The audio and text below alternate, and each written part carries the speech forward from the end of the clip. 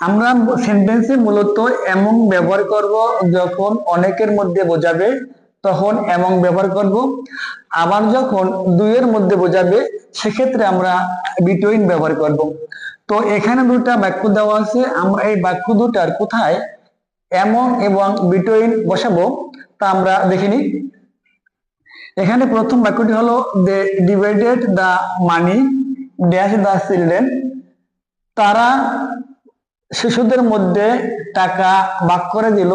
এখানে চিলড্রেন হলো প্লুরাল, এর সিঙ্গুলার হলো চাইল্ড। যেহেতু এখানে অনেকগুলা শিশু, সেজন্য আমরা এখানে এমন ব্যবহার করব। অনেকের মধ্যে বোঝালে আমরা এমন ব্যবহার করব, আর যদি দুইয়ের মধ্যে বোঝায় সেক্ষেত্রে আমরা বিটুইন ব্যবহার করব।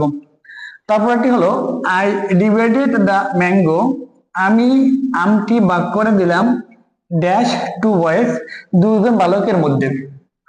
আমরা আগে বলেছিলাম যদি দুইয়ের মধ্যে বোঝায় সেক্ষেত্রে আমরা বিটুইন ব্যবহার করব, আর যদি অনেকের মধ্যে বোঝায় সেক্ষেত্রে আমরা এমন ব্যবহার করব।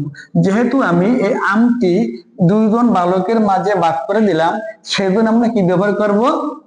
বিটুইন। Correct, between